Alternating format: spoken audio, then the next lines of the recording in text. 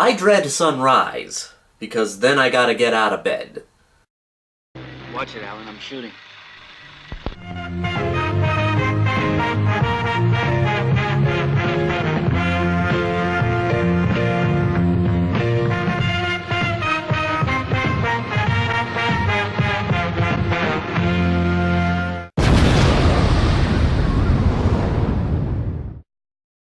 The Town That Dreaded Sundown. Damn.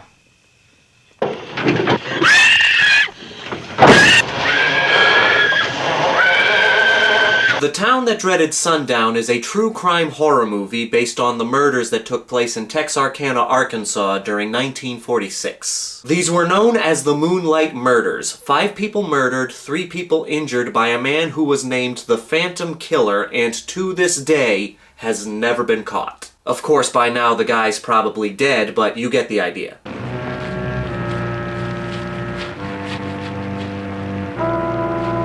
This movie makes a lot of changes from the actual events, but the basic plot is what happened. This is based on an actual killing spree. There's a fascination with serial killers that have never been caught. Jack the Ripper, the Zodiac Killer. Not knowing the face of the killer creates this mythical status around them. That's the case with the Phantom Killer. But let's talk about this as a movie. As is the case with true crime thrillers, this movie focuses on the investigation and how these murders are affecting the town. People were afraid to walk in front of their windows after the sun went down. Newspapers stopped making early morning deliveries, with newspaper boys waiting until daylight to make their rounds. The whole movie has this feeling to it, like if the Andy Griffith Show was invaded by a serial killer. You even have a Don Knotts-esque character. Chief, them damn car keys, I can't find them nowhere. Which car do you plan to use? Unit 7, sir. Well, what in the hell is that right there under number 7?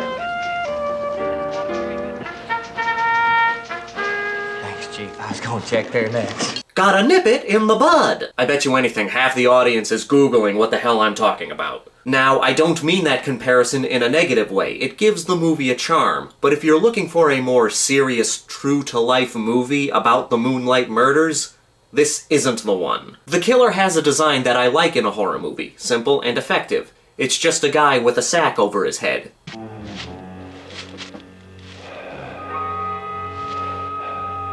You can tell it helped inspire Jason's look from Friday the 13th Part 2 and Sackface from The Strangers. There's an element to the killer that's very simple, but it adds to his creepiness. His mask moves in and out from his heavy breathing.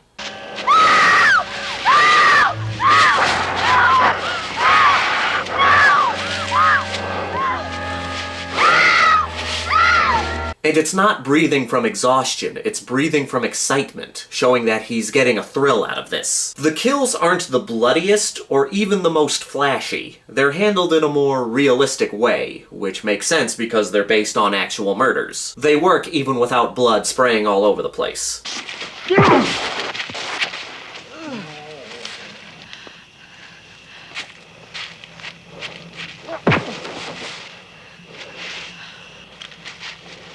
Here's a fun fact, one of the victims is played by Dawn Wells, who played Mary Ann on Gilligan's Island.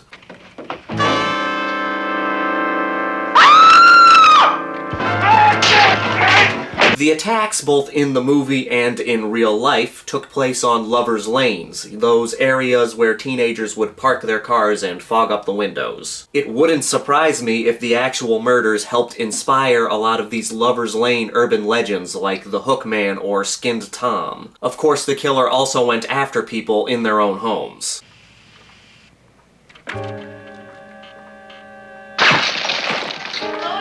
The thought of somebody hiding outside in the dark and watching you in your car or in your own home is very unsettling. The movie does a good job at capturing a town terrified by murders. The police are frustrated because they can't catch the guy, and the townspeople are too afraid to even step outside their homes when the sun goes down. Over there, right in those bushes. You see those bushes? Right in there. Backside. Paul, you go with him. It was right in there. At first I wasn't sure if this movie was a slasher movie, but the more I thought about it, yeah, it does fit into the genre. It's another one of those underrated 70s slasher films like Alice Sweet Alice, Madhouse, Tourist Trap, and a few others that came out before the slasher boom in the 80s. I haven't seen the remake, sequel, whatever the hell that movie is yet, so I can't really compare it to this movie. I might cover it eventually, we'll see what happens. For slasher fans and true crime fans looking for a loose true crime film, you might enjoy this one. Now let me ask you, what's your favorite true crime movie? If you don't have one, then tell me your favorite 70s slasher movie. This is your buddy Justin, here to remind you that the Grindhouse will never die. Nip it in the bud!